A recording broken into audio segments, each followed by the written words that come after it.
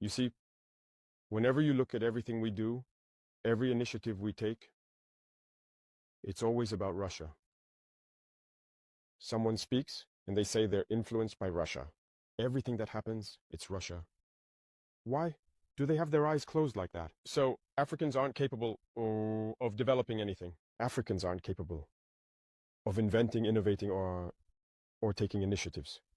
That's what we're fighting against. And if you listen to Western media, they spend all their time lying. And look today, the AES, which is a model that's starting to take shape, they can't go a single day without talking about Burkina or the AES. It's impossible for them. And every time they try to spread information, to divide, to manipulate the youth. But it doesn't work anymore. I think people are aware enough. Now people have their eyes open. Through communication, they managed to rewrite history. And as for African history, they schemed everything to spread lies. As a result, some young Africans don't even know the history of Africa or what Africa has accomplished. Some don't even know that our grandparents fought, were put on the front lines as cannon fodder. And when they returned, they were killed like animals. Do people know that when France tested its first atomic bomb, it was black soldiers they placed nearby in the blast radius to see what would happen? Let's bring out the archives. Everything they've used against Africa is terrible. So all of this needs to be communicated so that young Africans understand, because there are still many who are asleep and continue to speak on behalf of the imperialists. Africans need to understand their history and wake up. So that's our fight as well. My biggest regret is having spent a good part of my youth listening to radio stations like RFI and France 24.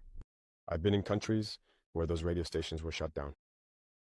But we would use apps to record their news broadcasts so we could listen. But at some point, something clicked. I started to realize that they were conditioning our minds to accept what they wanted. It's their narrative that they want us to learn. And since then, I've started to see things for what they are. And I understood that what they're doing is very dangerous.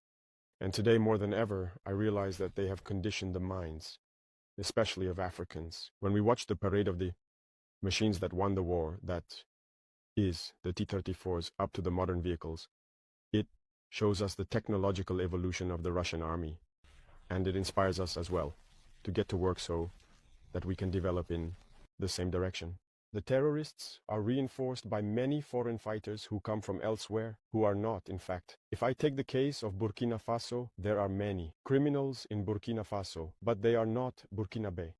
There are also trainers who come from many countries to teach them a lot of techniques. But what is their interest? It's not really terrorism, it's imperialism. Their goal is to keep us in a state of permanent war, so that we cannot develop and so they can continue to plunder our resources. So they have every interest in bringing in specialists in mines to lay various types of mines and explosives experts.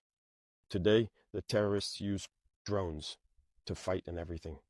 So these are professionals from certain countries who come to teach them all of this.